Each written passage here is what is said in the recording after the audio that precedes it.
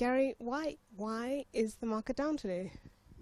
So largely, I think the overall picture of the elections, I think that has had a slightly positive effect, but it's coming through in the local currency. So you're seeing the currency strengthen slightly from that 14.50 to the dollar level down to around 14.30. It was 14.31 this morning. You also had a little bit of strength against the likes of the Australian dollar.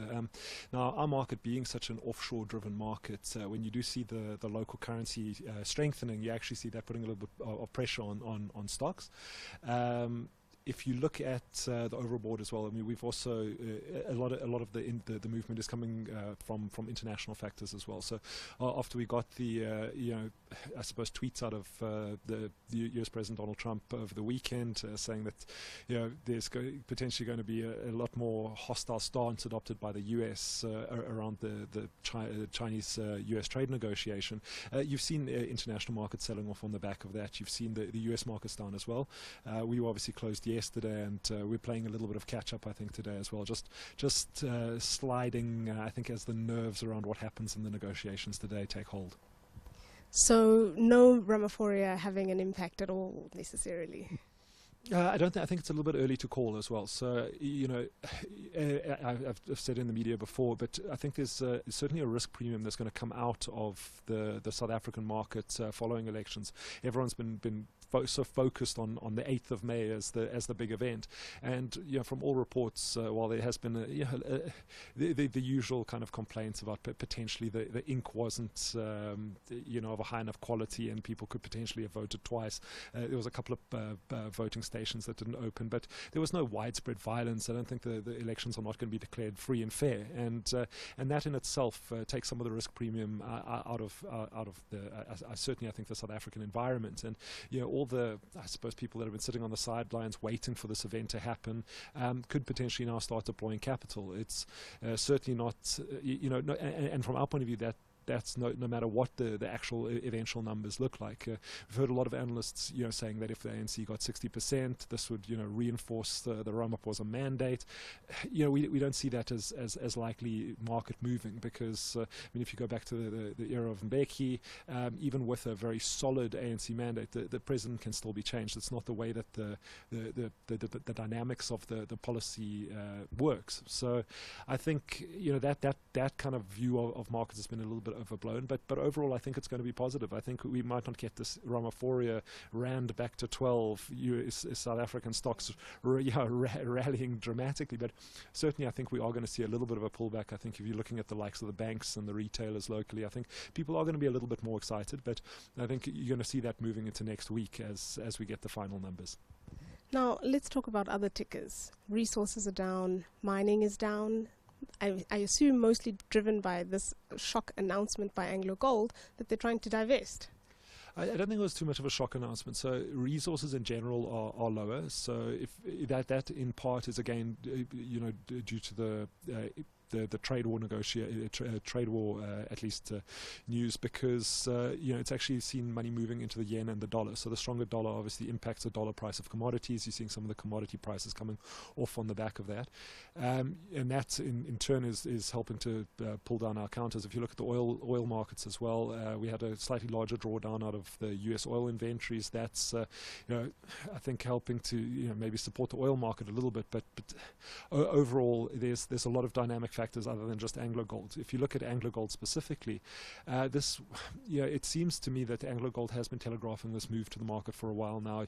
You've got to remember that this specific mining operation is one of the deepest, I think it is the deepest gold mining operation in the world, and the capex required from the company to keep this mine going is going to be immense, and the company just saying that they are seeing better opportunities elsewhere. It accounts for about 13% of group production, so it is significant for the company. But as we were discussing before the show, mines are the type of business that they get deeper and more expensive. These are almost pipeline business. You've got to always be looking for new opportunities as you deplete the ore body.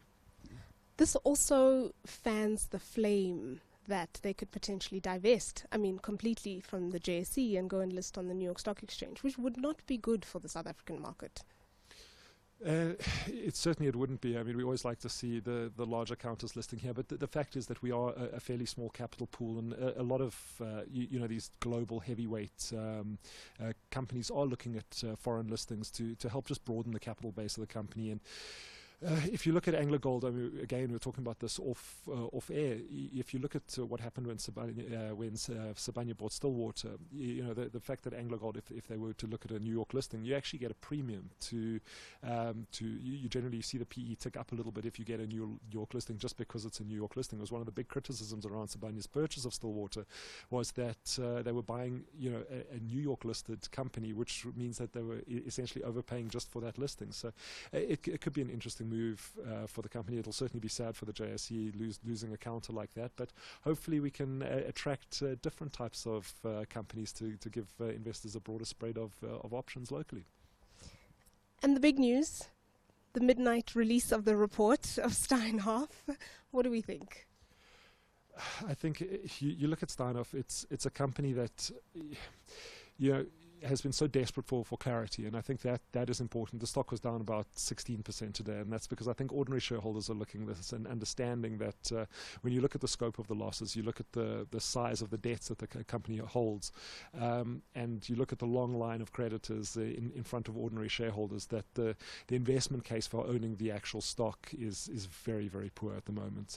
A lot of the, if you look at the 4 billion loss that they were talking about, a lot of that is the impairment of intangibles and goodwill, and a lot of the underlying businesses in Steinhoff are still quality assets in that they, the operating businesses are efficient and effective, but as the overall company and as an ordinary shareholder in that specific counter, I think I don't think you're going to see a recovery anytime soon. It's unfortunately not the positive news I think some were hoping for.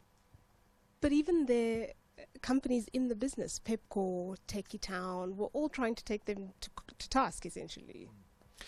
Absolutely, and that's why, like Steinhoff, as we know Steinhoff in the past, I think will no longer exist in the fairly near future.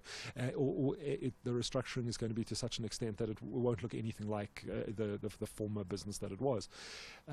It's just like an unfortunate case. And I mean, as I say, as you mentioned, I mean the operating businesses inside, the ordinary shareholders are looking at claims against the company as well, although that begs the question of who are they actually eventually going to claim against as technically the owners of the business. But you look at the executives, which I think have to face some sort of jail time, that have to be prosecuted, and it's a mess. And it's one of the things that came out of the report as well, that it's incredibly difficult. Part of the report said that this is not they haven't yet untangled the intercompany loans and the various structures that were in place, essentially to defraud investors. So it's a very sad story, and I think just looking at the quantum now, it puts this well in line with the likes of Enron. It's a massive case of fraud, and very unfortunate.